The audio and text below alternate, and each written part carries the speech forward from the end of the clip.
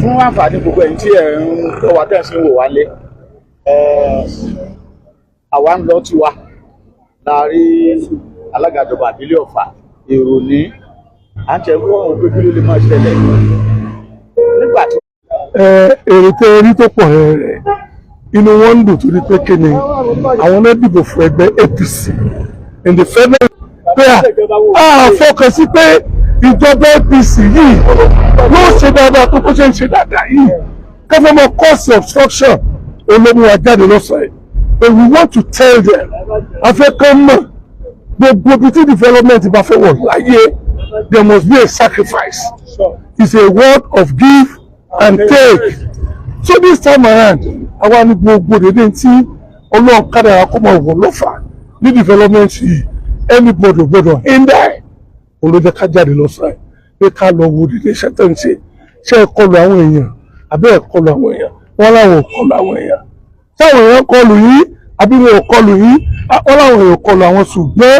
àwọn rí àwọn success níbì kan ní sáàdì palace bàtà kọjá díẹ̀ sókè báyìí lápọ́ǹsì ó dàpọ̀ àwọn ẹgbẹ́ tí ọ̀rọ̀ wọn ò yẹra wọn mọ́ àwọn lẹ́sẹ̀ bíbí gan kú lọ́dọ̀ ti pè wọ́n I told him emphatically mo náà tó wà lè ọ̀rọ̀ development èmi ń ṣètò ìbá ní mi òṣòṣèlú dèdè tí ó mú ìlú mi ní ìdàgbàsókè àti ìlọsíwájú olèmí wà láta. bí mo ṣe ń gbé tí mo dúró wájú yìí mo ń bọ̀ láti commissioner láti ministry of energy ó ní iye transformer tí mo lọ tọrọ ń bẹ̀ tí mo fẹ́ gbé wá sínú ìlú Ọ̀fà ṣé lọ́rin yóò lò ní ṣé bọ́fà yóò lò ó tún níbi tí mo tún yà sí ní ministry kan again tí mo tún lọ tọrọ tẹ̀mí agbọ́dọ̀ mọ́ sọ gbogbo ìjáde síta gbangba ìjọba gọ́vnọ̀ Abdulrahman Abdulrahman wọ́n ń ṣe bẹbẹ fún wa lọ́fà adẹ̀ ń dúpẹ́ lọ́wọ́ mu ìjọba Aṣíwájú Bọ́lá Ahmed Tinubu wọ́n ń ṣe dáadáa fún wa ní Kwara adẹ̀ ń dúpẹ́ lọ́wọ́ mu so àwọn ní fẹ́ an individual kó wọ́n pé ó lè disrupt development tí ó ń bọ̀ ànígbà gbogbo tí ìjọba bá fẹ́ ẹ fẹ́ lò òun là á fún ẹ̀lú ògbọ́n. mọ́ṣáláṣí gbogbo wa ni. tí wọ́n ti kọ́ láti ìgbàdégbà. bẹ́ẹ̀ni. tí ẹ bá bẹ̀ wò ẹ rí i pé títí ìdàgbàsókè tẹ́ ń sọ yìí tó ní í ṣe pẹ̀lú bí wọ́n mú fẹ́ǹsì gẹ́gẹ́ bí àlàkalẹ̀ wọn. bẹ́ẹ̀ni. a sì ríbi tí ọ̀fun ti fi lágbá débi pé wọ́n sọ pé. ẹ má dé bẹ́ẹ̀. so tí ń fi hàn yí pé ìlú àti development lájọ fọ owó ẹ̀. alihamdulilayi. ìlú jẹ́ ní ìṣìṣẹ́ agbọ́dọ̀ bí yín sí tí ó máa kọ àwọn èèyàn lóminú tẹ̀sí gbọ́dọ̀ tàn mọ́lẹ̀ sí ìjọba federal ìjọba state ìjọba local government ìjọba níjọba jẹ́ káwọn tó wà lẹ́sẹ̀ gbogbo mo sá ti ní ìfọkànbalẹ̀ àti àlàáfíà. ìdàgbàsókè tí ń ya káàkiri èyí tó jẹ́ local government road lẹ́yìn pálásì ọlọ́fàdà mọ̀ sí àyàbá ẹ̀yin lẹ bẹ̀rẹ̀ rẹ̀ sí flag up ẹ̀yin lẹ commission rẹ̀ ọ̀gbẹ́ni fọlọ́ èyí tó tún jẹ́ state road Táíwò road àti ti irísẹ́ tí lọ ń bẹ̀ kìtìkìtì wọn ìparí. alihamdulilayi. wọ́n ti dé wọ́n tún wá dágbálẹ̀ yìí. tó jẹ́ ti federal. ní bó ló ṣe jẹ́ kí n ṣe. alihamdulilayi rabbil alamin atọ́kùn mo dúpẹ́ lọ́wọ́ yín gidigidi fún ìbéèrè tẹ̀bí mi nọ́mbà wẹ́ẹ̀ jẹ́ kí n gbé láti bíbá títí àyàbá alẹ́lẹ́ road Ọ̀fà local government personally àwọn aláṣẹ we start from the scratch torí wọ́n ti ń promise wọn ní títí ti pẹ́ tọ́lẹ̀ ò kádàrá kan ṣe fún wọn ṣùgbọ́n nígbà tó mi tuntun dé mo sọ fún wọn mo ní títí yìí lágbára náà a máa ṣe fún Ọ̀fà mo bẹ̀rẹ̀ ní March mo dẹ̀ parí ẹ̀ ní September in fact mo fi sí ọdún kan mi lórí ìjọba Ọ̀fà local government ni mo wá tún sọ fún ọjọ́ ẹ lọ mo ní ǹjẹ́ ẹ ti gbọ́ wọ́n ní pé kí ni mo ní lágbára náà bí mo ṣe ń kọmíṣẹ́ títí lónìí mo tún lọ bẹ̀rẹ̀ another one ní Ẹ̀míọlá unique Ọlálọ́mí road kọ́ lọ síbi ẹlẹ́yìn kọ́ tún lọ wò ó iṣẹ́ lọ pìtìpìtì mẹ́ that is Ebi local government that is Ọ̀fà local government now let me tell you eléyìí tí state ṣe wọ́n gbé láti Táíwò oríta mẹ́rin wọ́n gbé lọ sí Ìdí Ògùn ní Ọ̀ṣútẹ̀ wọ́n tún gbé láti oríta mẹ́rin ó tún wá sí palace at the same time gómìnà yẹn tún wá facilitate this percent federal road tẹ́ ṣe bọ̀ láti ẹyẹ nkọrin tó ń bọ̀ wá sí Owódé láti ẹyẹ nkọrin ó ń bọ̀ wá sí Owódé. This state government ló facilitate it. There is a money we call counterpart. Tẹ́ ẹ̀ bá sanwó yẹn you cannot bid for a road. Ọ̀gá Abdulrahman Abdulrazak ó wá san owó yẹn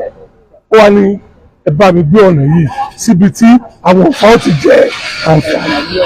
Àwọn ọ̀fà tó bá ń lọ sínú ọ̀rìn nísìn onídìí kó gbowódé mọ̀ onídìí kó gbàjàṣẹ́ just follow general suta òjòkú pure Òbúdé airport ológun eléyìí tí wọ́n tún tàn ṣe lọ́wọ́lọ́wọ́ His Excellency Governor Abdulrahman Abdulrazak òun ló ń ṣe é. Ó jẹ́ federal road yes ṣùgbọ́n bàbá yìí rí i pé ariwo Ọ̀fà pẹ̀lú ìfẹ́ tó ní sọ́fà pẹ̀lú pé Ọ̀fà is my second home overloader. I will uplift and upgrade the face of Olofa way and that is what they have started doing.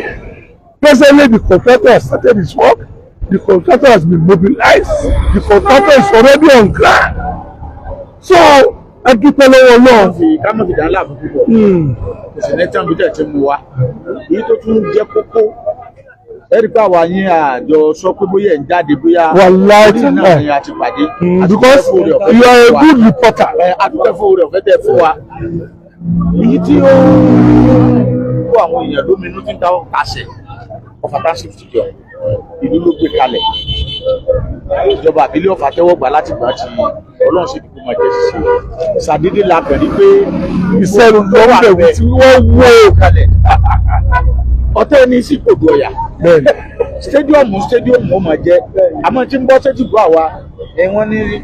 pẹ́pẹ́sẹ́ ìjọba ò ṣe stadium bẹ́ẹ̀ mọ́ sports center ni abẹ́yìn ló gbọ́ bẹ́ẹ̀. alẹ́ abẹ́rẹ́. kò wá yé mi pé sports center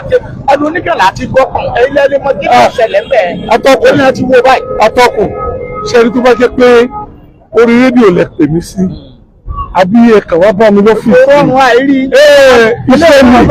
ẹ̀kọ́ látàrọ̀ mo ti wá lọ́rin láti àárọ̀ mo ti wá lọ́rin mo wá ń bọ̀ wọ́n jẹ́ wá woṣẹ́ tí wọ́n ń ṣe lọ́wọ́ olóògbé mi lórí wa ẹ̀wọ̀n ní sẹ́ẹ̀ náà ṣe rí tí ò bá yé àwọn èèyàn there is no harm in asking what you don't know.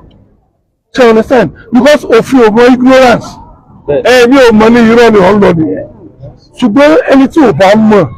ó lẹ́tọ̀ọ́ láti béèrè ẹ̀dáàkú kí ni ìṣẹ̀lẹ̀ ń bí báyìí. So you understand? From my uppermost traditional house in Ọ̀fà, which is Olofa's palace, there was an emissary that comes to my local government. What did they come to ask? Wọ́n ní àwọn kan gbọ́ pé wọ́n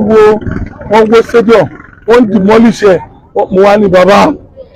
ẹ̀rọ lóye ibi tí nǹkan ọba ti dà. Yes, they have asked that question. Màá wá sọ question yẹn lójú ayé báyìí. They now ask ẹ̀rọ kan gbọ́ pé wọ́n wó stadium ni kí ló ṣẹlẹ̀ kí lẹ́sẹ̀ wà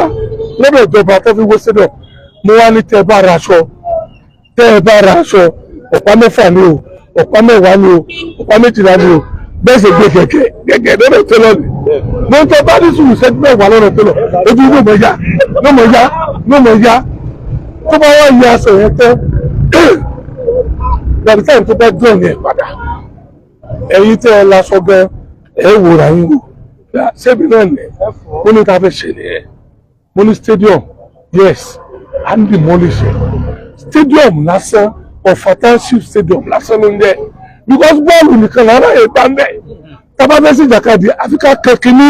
sórí fíìdì orí fíìdì náà là kàn sí láti ìjàkadì mo ní ṣùgbọ́n nísìn gọ́ọ̀mẹ̀ntì fẹ́ bá wa ṣe ní sports center ẹni tí ò bá mọ̀ lónìí ó lọ mọ̀ ẹ bá sọ̀rọ̀ sports center is a center that comprises of all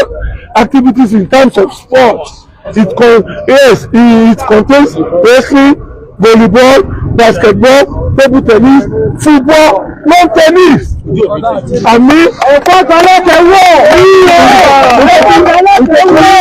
ẹ̀kọ́ tí gómìnà wa bàbá láàánú His Excellency gómìnà Abdulrahman Abacha nítorí ṣe fún wa ní Kwara nítorí ṣe fún wa lọ́fọ̀ lókàn gbọ́ wa. à ń pè kí nìkan ní hit the spot àwa journalist a máa ń lò àwọn lórí lérí ògùn mú ni kò jó sọ̀rọ̀ délẹ̀ dédé tí mo bí mo ti tèmi fẹ́ lò àwọn tó ní làákàyè bíi nílé náà wọ́n ti dì mú ọdún òní ìpínlẹ̀ káyìn sáà lè lọ politics díẹ̀. Bísímìlà ìró ló ṣèlú lẹ̀ yìí. bẹ́ẹ̀ni àgbà wuyewuye àwọn DPM treasurer òjijì náà kà dálẹ̀ wọ́n sì mú tuntun míì ọ̀pọ̀lọpọ̀ ọ̀rọ̀ ló tún ti kọjá sórí àtẹ́gùn oníjọba ní orí ọ̀fẹ́ àti rí chairman Ahmad kí ni tó ṣẹlẹ̀. ṣe pé number one ìgbà òkè tó lọ bí òrèrè èmi chairman tí mo dún wájú yìí tó jẹ́ pé yìí ilẹ̀ ìdìbò yẹn I have 3 years or 4 years for my first time tẹ́ bá tún mi dìbò fún mo ní another 4 years or 3 years so ó mì pé bí ẹ ṣe ń dìbò fún mi òun náà ló ń lásìkò so gbogbo nǹkan ló lásìkò títí ẹ̀ are you getting it if you have been appointed as a treasurer as a DPM you have your time ṣe you understand and bí mo ṣe wà yìí lónìí mo láwọn essays mo láwọn supervisory councillors dédé nǹkan tí mo pè yín pé ẹ lọ ṣe these are the results that is expected from you tí mo bá ti bẹ̀rẹ̀ sí ní result yẹn mo àwọn have problem alimọ́ni problem but tí mo bá ní result yẹn mo wá consult yín kí ló ṣẹlẹ̀ ẹ̀yin super mo expect kí wọ́n ṣe wá mo expect kí wọ́n wá báyìí mi ò rí tí bá sọ pé ẹ̀wà mo lọlé kò kọ́ sí mi lẹ́lẹ́tì àǹtí kọ́bílẹ̀ bá ti pọ̀ jù under authority tí mo fi kálukú wọn head I might decide that okay for these people to perform and do their job judiciously I need to make some changes on my cabinet. President Bola Ahmed Tinubu of recent wọ́n ṣẹ̀ṣẹ̀ reform cabinet when you are there and what is expected of you we are not seeing it or we are seeing it but it's not enough I can decide to say okay you go let me bring in another people and come and give me a good job. Abdulrahman Abacha náà níjọba Alhaji Sulaiman Ọlámídé omi tuntun sójẹ́ tí ẹsẹ̀ kúkú ọlọ́lá jùlọ gómìnà wa ò gbàgbọ́ nínú ká sọ̀rọ̀ kí action owó sọ̀rọ̀. kó sọ̀rọ̀ ni. eléyìí ó ṣèǹtì sí ẹ̀wọ̀n olóṣèlú bẹ́ẹ̀ ni Abẹ́òkúta. bẹ́ẹ̀ni. ní 2027 ẹ sì lérò pé ìlànà yìí kò ní ṣe adínàgbòkú. atọ́kùn atọ́kùn wuyewuye mi lọ lápá atọ́kùn ẹ̀jẹ̀ sọ kẹ́kẹ́ fún yín ẹ̀jẹ̀ sọ kẹ́kẹ́ fún yín atọ́kùn ẹ̀jẹ̀ sọ kẹ́kẹ́ fún yín ẹ̀jẹ̀ sọ kẹ́kẹ́ fún yín wọ́n ní tó bá tó àsìkò àti sùn. Abdulrahman Abacha tẹ̀ bá ń gbọ́ asọ̀rọ̀ mọ́sọ̀rọ̀ dànù gọ́gọ́ Abdulrahman Abacha because bàbá yìí ò kí fẹ́ ṣe promise ó fẹ́ ṣe àdéhùn tí ò ní múṣẹ that's why he's been so much reserved. ọ̀nà kẹ́rin tó ń ṣe yìí ó ń ṣòní láti sọ̀rọ̀ ẹ̀ o yes ó ń ṣòní láti sọ̀rọ̀ ẹ̀ tẹ́ bá dẹ̀ fẹ́ kí darúkọ bá darúkọ àwọn tá a wà ń bẹ̀ tá a lọ bẹ gómìnà wọn lọ pa nínú àwọn gbòógì nílùú Àbújá láti lọ bá gómìnà. and now he's doing it. ó ní ìtọ́kasí ìrìnà ọmọ ẹ̀dá àtẹnukò àwọn èèyàn ń gbẹ̀gbẹ́ sólà káàkiri nínú wọn náà tó bó ti bí ìyá yìí wọ́n ní ètò sólà ṣe ń bọ̀ ìyá yóò fẹ̀mí mú balẹ̀. níbo ni ṣọ́ọ̀bù yìí bọ̀ ṣé bí títì tẹ́ ṣe wá ìṣẹ́bí sólà wà bẹ́ẹ̀ tí ò bá kàn yín ẹ wo ìyá ìyá ẹ má wọrí ìyá tí ó kàn yín yẹn ló padà kàn yín ṣé ẹni ẹgbẹ́ sọ kíní kan fún atọ́kùn ẹ̀dùn ẹ má ti kà ẹ má ti kà ẹ má ti kà ẹ má ti kà ẹ jọ tẹ́rí eléyìí ta ọ̀gbọ́n eléyìí tá a wà tá a ṣe lọ́wọ́ ẹ máa gbọ́ ya ká ṣe ìbára lọ sí. gbogbo àwọn tẹ́ rí ẹ wò sẹ́rí gbogbo sólà tó yẹ wọ́n kó lọ sí inú local government ọ̀gá wa Abdulrahman Abdulrazak wọ́n ti wá fún wa ní instruction wọ́n ní ẹ lọ tú gbogbo solar light ẹ lọ tún ṣe tẹ́ bá wá tún ṣe àwọn tẹ́ rí pé wọ́n rí lè nídìí solar lórí àwọn kí gbogbo fún wọn tó fọkàn balẹ̀ pẹ̀lú ògbọ́n náà kò sí wàhálà. nígbà ìkásẹ̀ rẹ̀ ńlẹ̀ bẹ́ẹ̀ ló sọ̀rọ̀ ẹ lè sọ̀rọ̀ kan kí ni ṣebí náà ti sọ́ọ̀sì àti sọ́ọ̀sì. sálẹ̀ sẹ́lẹ̀ mi ni. ní kúkúrú ọ̀rọ̀ ilé fẹ́ bá àwọn ọ̀fà sọ̀rọ̀ ilé lóko lẹ́yìn òkú tó káàkiri àgbálá iná tó fọ́ wa. ṣe rí mo ń dúpẹ́ lọ́wọ́ Ọlọ́run lẹ́nu kí nìdí ọpẹ́ mi lẹ́nu níjọ́ kìíní àná nígbà tá à ń wá pósì àwọn kan takàn ń gbọ̀n wọ́n takàn ń gbọ̀n ẹni kò lè ṣe é ó bá kó wa lọ sí Ìlọrin ni alọ́bọ̀ kó wa fún ọ̀gá ẹ̀ ló fẹ́ yàn á lọ kó wa fún lónìí adúpẹ́pẹ́ àdójútì ọ̀gá yìí tó ń jẹ́ Abdulrahman in the all 16 local government in Kwara State Ọ̀fà local government nìkan ló construct títì Ọ̀fà local government nìkan ló ṣe títì asphalt tó bẹ̀ fi iná sólà tó fi sí gbogbo ẹ̀. ẹ sáré báyìí náà fún tí n bá ilẹ̀ dá sọ̀rọ̀ lórí ẹdún láyà bíi kìnìún gbogbo ìjọba títí ṣe chairman lábẹ́ gómìnà kan èmi ò tí ì rálága tó sọ̀rọ̀ nígbà gómìnà jẹ́ pé gbólóhùn yín kan wà tó ṣẹ̀rù àmì pé Sálákà ó sì sunlé láàrin ọ̀sẹ̀ yìí ẹni wo fún yín ní autonomy o ẹlẹ́yìn ò gbá o autonomy bọ́lọ́hún tí ń ṣe yìí lábẹ́ ìjọba ẹ̀rín nǹkan gbèsè. autonomy ò tí ì di àkàṣe ẹ̀sọ́ abẹ́sọ́ ń bẹ̀rù náà. ṣùgbọ́n gbègbè nǹkan tó fún wa látàbújá olú gọ́vnọ̀ títí wa ló gbé fáwọn and this is the reason this is the reason tẹ́ ẹ fi rí wa tá à ń dábí ẹ̀dùn tá à ń rọ̀ bí òwe yes ṣé mo fẹ́ kówó unique mo fẹ́ lọ ṣe títì mi ò lè kówó unique lọ ṣe títì náà owó tíjọba fún wa ó la fi ṣe títì ṣùgbọ́n a dúpẹ́ lọ́wọ́ gọ́vnọ̀ wa His Excellency Governor Abdulrahman Abdulrazak ó rán wa níṣẹ́ ó wá fàyà sí ó rán wa níṣẹ́ ó bá wa lọ́wọ́ mú ó ní ọmọ ìnùṣó